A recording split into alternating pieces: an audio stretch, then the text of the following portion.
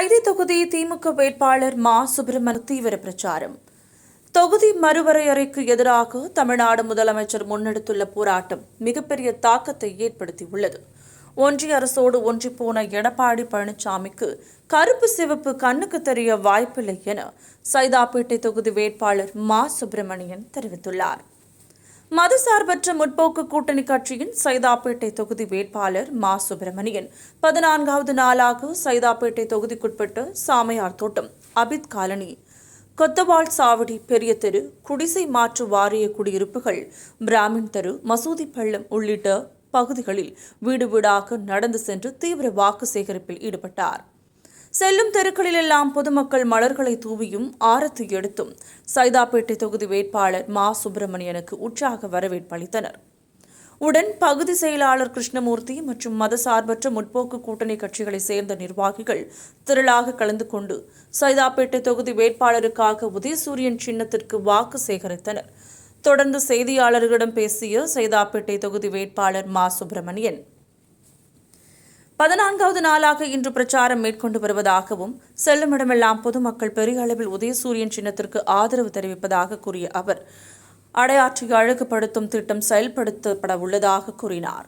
தமிழ்நாட்டில் நேற்று எங்கும் கருப்பு கொடி தெரியவில்லை என எடப்பாடி பழனிசாமி கூறிய கருத்துக்கு பதிலளித்த மா. சுப்பிரமணியன், ஒன்றிய அரசோடு ஒன்றிப்போன எடப்பாடி பழனிசாமிக்கு கருப்பு சிவப்பு கண்ணுக்கு தெரிய வாய்ப்பில்லை என்றும் எந்த நிலையிலும் உரிமைகளை விட்டுக் கொடுக்காத இயக்கம் திமுக என்று முதலமைச்சர் மீண்டும் நிரூபித்துள்ளதாகவும், தென்னிந்தியாவின் உரிமைகள் பறிபோகிவிடக்கூடாது என்று தமிழ்நாடு முதலமைச்சர் முன்னெடுத்துள்ள போராட்டம் இந்தியாவில் மிகப்பெரிய தாக்கத்தை ஏற்படுத்தியுள்ளதாகவும், தொகுதி மறுவரையறை கொண்டு வரும் திட்டத்தால் தென்னிந்தியாவின் குரல் பாராளுமன்றத்தில் நசுக்கப்படும் என வேதனை தெரிவித்த அவர், தென்னிந்திய நாடாளுமன்ற உறுப்பினர்கள் இதனால் வெறும் பார்வையாளர்களாக மட்டுமே இருப்பார்கள் என கூறினார்.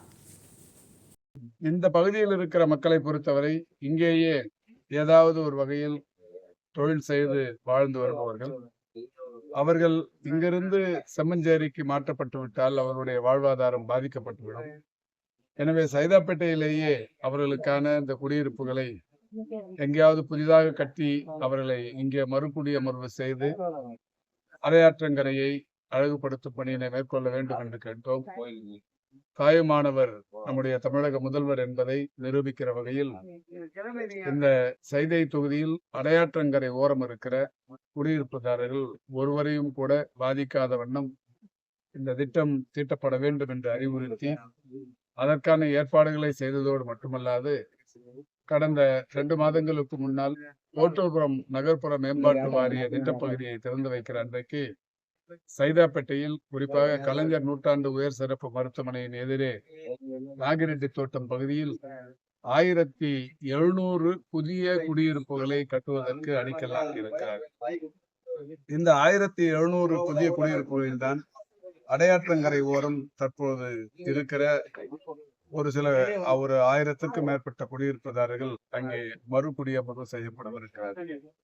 இப்படி ஏழை எளியவர்கள் மீது கரிசனம் வைத்து ஒருவர் வாழ்வாதாரம் கூட பாதிக்கப்பட்டுவிடக் கூடாது என்பதில் மிக கவனமாக செயல்பட்ட மாண்புமிகு தமிழ்நாட்டின் முதலமைச்சர் அவருடைய கருத்தை வலுப்படுத்த இன்றைக்கு மக்கள் தயாராக இருக்கிறார்.